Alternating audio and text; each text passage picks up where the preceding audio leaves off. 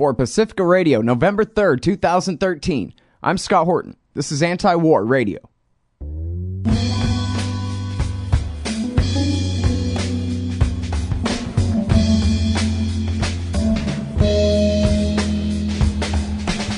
All right, y'all, welcome to the show. It is Anti-War Radio. I'm your host, Scott Horton. My website is scotthorton.org. I keep all my interview archives there, more than 3,000 of them now, going back to 2003, scotthorton.org. Introducing today's guest, Nima Shirazi. He keeps the blog Wide Asleep in America at wideasleepinamerica.com, and lately he's been writing for mufta.org. That's M-U-F-T-A-H, mufta.org. The latest piece is Propaganda and Ignorance in Reporting on Iran. In other words, same song, different day there. Welcome back to the show, Nima. How are you doing? I'm doing all right. Thanks again for having me, man. Well, I'm very happy to have you here, and this is a really great article that you've done here. I always like reading your stuff, but in correcting this terribly shoddy report in the USA Today, in a sense, they gave you a great opportunity to really get to the bottom of what's going on here on many different aspects of Iran's nuclear program, the international treaties and obligations, and all the propaganda, and of course, in the context of the current set of talks toward resolving this so-called crisis anyway. And, they could have done a half-bad job, and they wouldn't have given you as much to correct, but they went ahead and did a completely bad job. Really went for it on this one. That's right. So Oren Dorel in USA Today report Iran may be a month from a bomb. So go ahead, Nima, and take this thing apart. So this article appeared on October 24th, USA Today, like you said, Scott, written by a reporter named Oren Dorel. And basically it reads a lot like a press release issued by the well-known Washington, D.C. think tank, and it seems kind of hysteria engine called the Institute for Science and International Security, known better as ISIS, in reporting on this. ISIS is run by a former nuclear inspector named David Albright, who is kind of ubiquitous in the Iran alarmism industry and is often cited in media reports. He's a common feature in Capitol Hill hearings about Iran's nuclear program. And Albright really kind of has a stranglehold on reporting about Iran. He's cited all the time. And basically what he has done, he actually did a lot of this before the invasion of Iraq as well. He has these worst-case scenario reports about potential Iranian capability to build nuclear weapons and to enrich uranium to weapons-grade levels.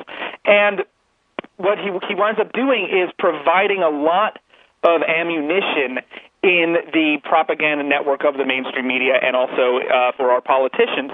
So by citing Albright as an expert, it gives a certain level of pseudo-credence to these claims that are made, while the context of what Albright is actually saying is often completely missed, deliberately so that his speculation, let's say this report from USA Today, which Mr. Dorel really jumped upon, and then there's this crazy alarmist headline that Iran may be a month away from a bomb, has absolutely nothing to do with the reality, which is that hypothetically, Albright has issued this, has said in this report that he has issued that if Iran were to make a decision to build a nuclear weapon, which they have not, as all of our intelligence agencies have said constantly for years, if they were to do so and run their current levels of enrichment at full capacity, in addition to potentially having a secret site that no one knows about with really advanced centrifuges that they don't even really have, and that if all of this stuff were the case, that maybe then, within a month, Iran would enrich its current uranium stock to a level that could potentially be used in a nuclear weapon. But none of that has anything to do with reality. It also doesn't take into account having to make the so-called nuclear weapon deliverable, having to mount a warhead on a missile, which they don't have, which can't travel distances that intercontinental ballistic missiles go, which they don't even have a program to do that. All of this is pure speculation and hype, and then it's picked up by people like Mr. Dorrell in the mainstream media. This happens all the time. George John does this as well, of Associated Press.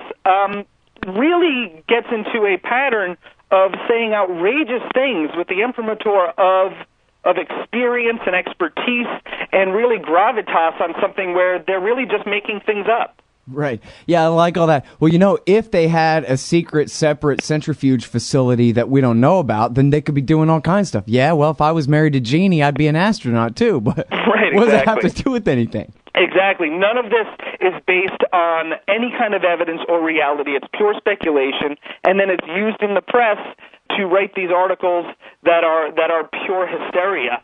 So within this context, we then look at this particular USA Today piece, which really could be one of hundreds that are published on a regular basis. It just so happened this one stuck out to me as particularly egregious. It kind of went point by point, all of these ridiculous talking points that are often stated in the press and by our politicians, none of which have any basis in reality, and even when there are measures of half-truths, the context is completely missing. So, for instance, there's the allegation that Iran does not allow inspectors into its nuclear facilities. This is completely untrue. Iran has always allowed inspectors into its facilities, as it is legally required to do under its IAEA safeguards. They have never rejected a visit. They have never prevented inspectors from entering their declared nuclear facilities. So that is simply a lie, which is published in the press as a given truth, as an unchallenged fact. In this case, the reporter Dorrell initially wrote that Iran has refused to let international inspectors into its nuclear facilities to verify that they are being used for peaceful purposes, as their international agreements requires them to do. So again, like I said, this is untrue. In its nuclear facilities, Iran has always allowed inspection. When I actually brought this up with Mr. Dorrell via a little Twitter back and forth, he claimed that he was correct and effectively cited a number of reports which, if you actually read them, have nothing to do with Iran's nuclear facilities. It has to do with a military complex called Parchin, which the IAEA is seeking access to, but has to work out a framework in which to do that with Iran, because legally they are not permitted to visit this site. Mm-hmm. And even so, in 2005, Iran voluntarily allowed inspectors into the site twice, and they found nothing suspicious. So, again, this is just a presentation of something which is not true. So when I brought it up to Mr. Dorrell, he tried to hem and haw about the fact that it was true. Clearly it's not. And then went along to change his own USA Today report without even an official correction noted on the report. So he changed where it said that Iran would not allow inspectors into its nuclear facilities, which basically is implying that Iran refuses all access. That's the only way you can read it, the way that it is written. So it's like this blanket accusation that Iran allows no inspectors into its nuclear facilities. Once that was debunked to Mr. Dorrell, he then changed his report to read that Iran has blocked international inspectors from some suspected nuclear facilities. Now again, Parchin is not suspected of being a nuclear facility. At most, it is alleged to have been the site of a research project where research was conducted through a detonation chamber, which I know has been discussed a lot on your show. Dr. Mohammad Sahimi and Gareth Porter have often spoken about this. This bogus allegation through U.S. and Israeli leaked documentation for which there's no authentication process, that effectively nuclear research has been carried out there, but that doesn't mean it's a nuclear site, and no one has actually accused Parchin of being a nuclear site. And again, the IAEA has no legal right to be there. So even in Dorell's changing of his own report, without even noting that he was doing it or why, he still managed to get the facts completely wrong. Yeah. Well, at first I thought you were going to say he just changed because he meant to say Israel refuses all inspections, and he just had the one word he needed to fix. Yeah, exactly. And yet he wound up not doing that. Yeah, no, he changed it in an entirely different way, and still not satisfactory. Imagine that. Now, so part of the problem here is that, and you made this point, and this is the real reason I have you on here to review this USA Today piece, is because this is just a cookie cutter. This could have been in any newspaper in America at any time in the last 10 years or something, as far as all the false assumptions in there. But part of the problem is that lazy reporters have trouble understanding the difference between the IAEA's mandate under the Safeguards Agreement with Iran that the Iranians have signed up for, as is mandated under the Non-Proliferation Treaty, which they're voluntary members of, and the separate mandate on the IAEA put on them by the UN Security Council to go and investigate hither and yon, this, that, and the other thing, ask 10,000 endless lists of questions based off Israeli forgeries and whatever else. And those are the lines where the Iranians have refused to continue cooperating. But you couldn't, an objective person, one looking at the situation could see why. I mean, this whole thing, it's actually rigged to make them stop cooperating so that there's an excuse to point a finger at them and say they're not cooperating. But meanwhile, they're not in violation of the Non-Proliferation Treaty or their Safeguards Agreement, and that's what counts. That's the proof that they're not making nuclear bombs. Exactly. I mean, unless it is assumed that Iran, alone amongst all nations on this planet, is held to a different standard than everyone else, unless that is acknowledged and affirmed by the entire international community somehow, and that is agreed to by Iran itself, that it is the sole outlier on Earth that can be treated differently than anyone else and have different standards of evidence and have to admit to things that everyone knows it's not doing, including the accusers.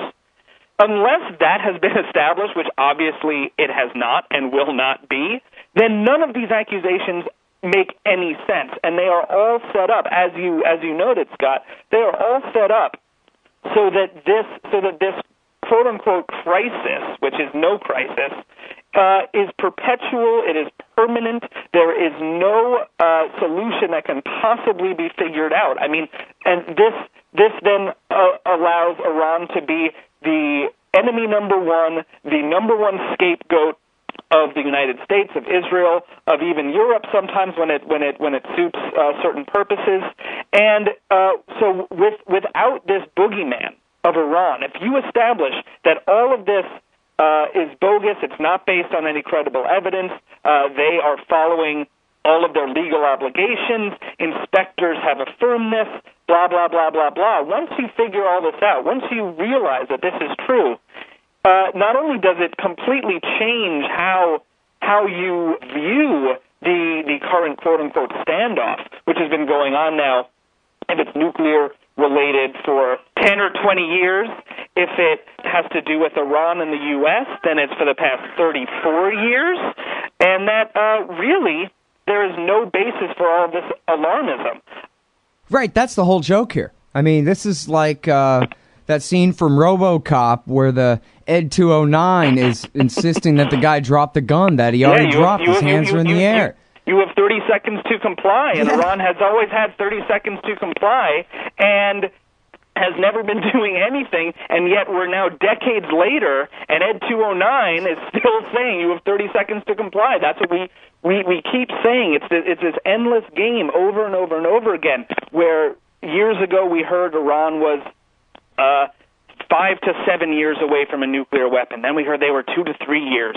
Then we heard they were 1 year. Then we heard they were 6 months away from having the capability to build a nuclear weapon. We've heard 6 months for years and years now. And now we have this new report, to get back to our original point, where the timeline, it looks like, hypothetically, theoretically, has dropped to a month to build, quote, a bomb. And this is untrue. I mean, as we've realized, it has nothing to do with building a bomb. It has nothing to do with Iran's decision to make a bomb. They've done none of that. They are not doing that. And so it's just this perpetual hype machine to keep the world, terrified, to keep the American public terrified, to keep the Israeli public terrified and aggressive and militant in what their own governments are pushing. And the agenda is purely political. It's not technical. It doesn't have to do with Iran's obligations under international law. Iran is following its obligations under international law. Even when the UN Security Council resolutions against Iran are cited, what's missing is, again, legal context. And the fact that Iran's right to have a nuclear program, a civilian, peaceful nuclear program, which has been attested to for years and years and years, that is an inalienable right, meaning without discrimination, meaning that the UN Security Council, even as the legal arm enforcer of the UN, cannot take away Iran's inalienable right, which every nation has, even if they're not signatories to the NPT. Israel also has an inalienable right to a peaceful nuclear program. That is true, regardless of whether they allow inspectors, regardless of whether they're actually signatories to the NPT. They have that inalienable right in international law. It's just that they decided to not sign on to the treaty, so there are no inspectors, there are no limits, there's no monitoring, and they actually have nuclear weapons. Iran, however, has done the opposite of that, and Iran is the one that is viewed as the threat to the world, and so none of this actually makes sense.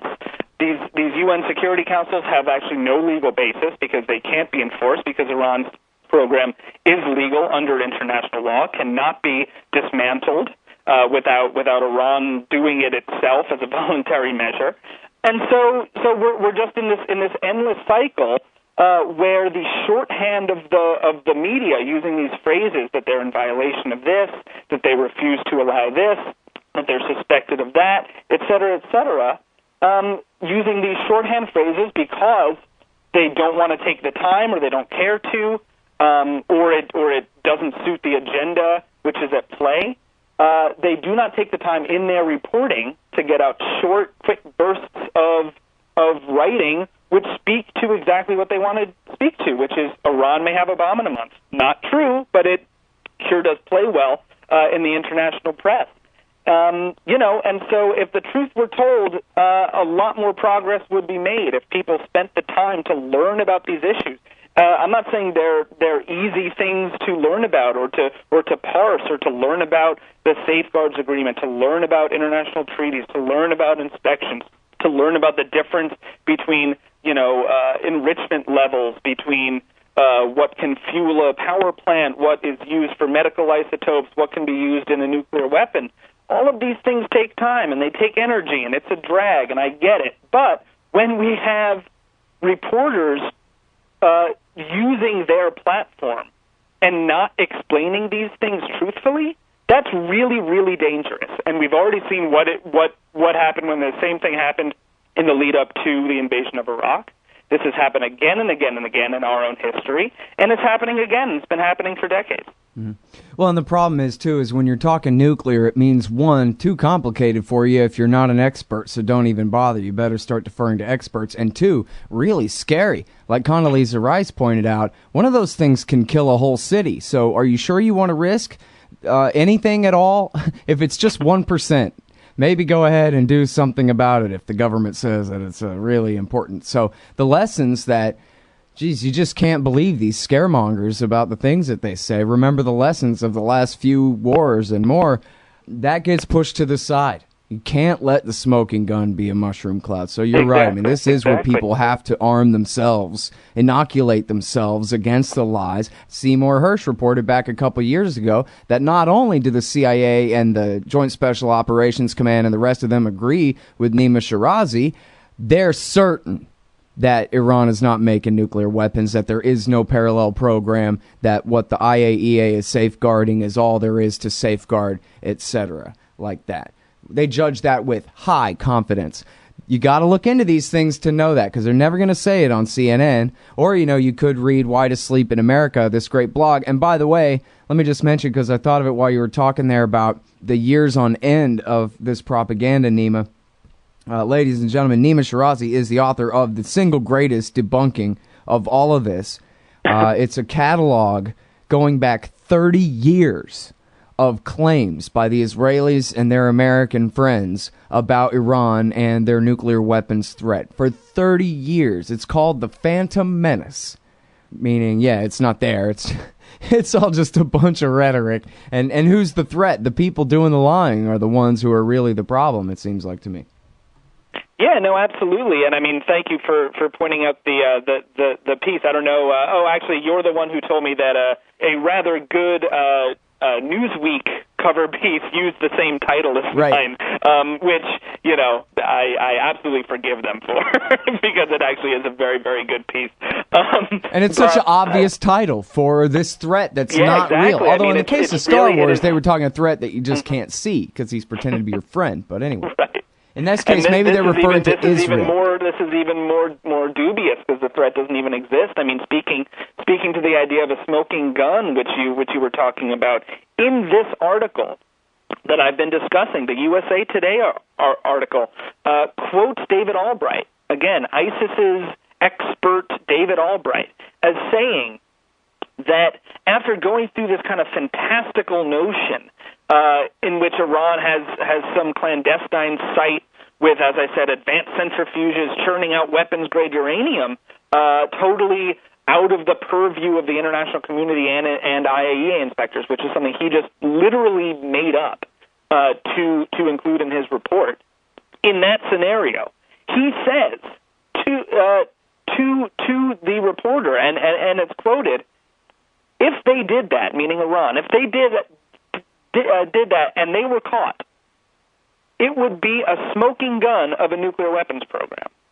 So he himself uses the Condoleezza Rice phraseology in his own alarmism. I mean, the parallels are so transparent. Whereas also no dissent or challenging opinion, alternate view is ever presented in this media report or others like it. There is no other voice. And I'm not saying a voice like my own, an independent media voice. No, I'm saying other people of great experience, of great expertise, of great stature and respectability. Like and Robert Kelly, credibility. the former IAEA inspector. Nothing whatsoever. Yeah. Well, now, so let's talk about the talks, because that's what this is about, is trying to undermine the talks, where I don't know how hard Obama's trying. I'll let you answer how hard you think he's even trying, but there's certainly people trying to stop him from making a nuclear deal right now. Indeed. I mean, we're about to see talks resume in this coming week on November 7th in Geneva. There has been a lot of talk about positive overtures made by both sides, about a different tone. This can be parsed back and forth. We can get into the fact that the Iranian proposal remains effectively unchanged for the past decade. We keep hearing that, finally Iran is willing to sit down and talk. Actually, they've been willing to sit down and talk for quite some time. They just rely, and it's been consistently stated, and it's stated again, and only now is it being able to be listened to, probably because the leadership of Iran is now a palatable, or at least more palatable presence than what was assumed to be under the previous administration. But now, Iran is still saying you must at least acknowledge and affirm our inalienable right to a peaceful program where we can domestically enrich uranium ourselves for our own needs under the strict supervision of the IAEA. And without this acknowledgement, without saying, yes, Iran has the right, just like every other country on the planet, to do this, the talks will not proceed positively. And so we are seeing kind of a hedging on the side of the American negotiators, led by Wendy Sherman, who are really kind of refusing to acknowledge that right exists. However, maybe kind of leaving, to use a common term over the nuclear issue, leaving a window of opportunity open for them to obviously allow, quote unquote, even though the U.S.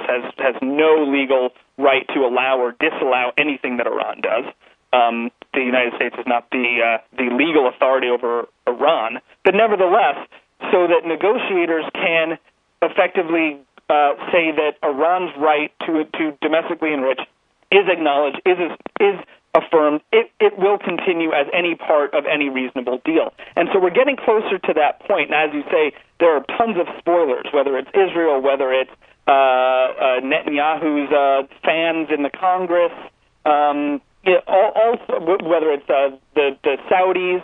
There are plenty of actors here which are trying to sabotage these talks. I obviously am usually not an optimistic person. I think the U.S. has its own agenda here, obviously, as does every player in this, including Iran. Iran, wants sanctions removed, but obviously is not back to the, quote, negotiating table because of the sanctions, because as we've seen, the offer they are proposing is identical to what was in place before the sanctions were imposed. Yeah, and they built the whole program under the sanctions all along. Yeah, exactly. And their nuclear program has expanded exponentially under sanctions. If the U.S. had allowed a deal to be made a decade ago, when it was first proposed, the Iranian proposal, if the U.S. had allowed that to happen, rather than continuing to warmonger, continuing to propagandize, the Iranian nuclear program would be a shadow of what it is today. And that was before sanctions. You wouldn't have the Fordo enrichment facility. You wouldn't even have had Natanz. Natanz didn't start spin centrifuges till 2005. Right. And so basically, there would have been a low level of domestic enrichment. There would have been international cooperation. You would have seen Russians and Americans and the French and potentially the British, Germans, whoever else, inside Iran helping them with their peaceful nuclear energy program, which is required under the NPT, international cooperation for peaceful purposes. Right. All of this was rejected a decade ago. And so here we are. Iran has capacity that it never would have had a deal been struck earlier. And the Iranian people are suffering as a result of this collective punishment that these sanctions have imposed.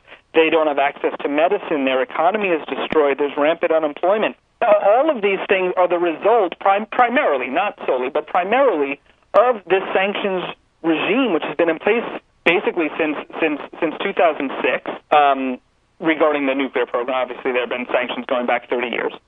But were the U.S. to have acknowledged Iran's rights a decade ago, this would no longer be an issue. And so basically what the U.S. has to do is pat themselves on the back and say, ooh, see how sanctions have worked so well. We crippled their economy, and now they come back to the table begging us to relieve them of sanctions, to use sanctions. But then if you look at the actual facts of the proposal, Iran hasn't come begging for anything. They're asking the exact same thing they asked a decade ago. So the sanctions have done nothing except hurt Iranian people and allowed the United States to act as a bully in the world. Well, I say let the Americans tell themselves whatever they have to if they're willing to make the deal, only I regret that they would learn the wrong lesson there, that sanctions are this wonderful kind of half-a-war sort of substitute policy for getting things done. But I'm sorry we have to leave it right there. We're way over time here. And then we'll just see the same thing happen all over again, unfortunately. Yeah. All right, well, I'm sorry we're over time here. We got to go, but thank you very much for your time on the show. It's good to talk to you again, Nima. Always a pleasure to be here, Scott. Thanks so much. All right, everybody, that is Nima Shirazi. Keeps this great blog, Wide Asleep in America, and follow him on Twitter. He's Wide Asleep Nima. And please check out this excellent article. It's extremely well-sourced. He's got hot links to all the proof. Propaganda and Ignorance in Reporting on Iran. It's at mufta.org, MUFTAH.org. That's it for Anti-War Radio for this morning. Thanks, everybody, for listening. We'll see you next Sunday here from 8:30 to 9 Pacific on KPFK 90.7 FM in L.A.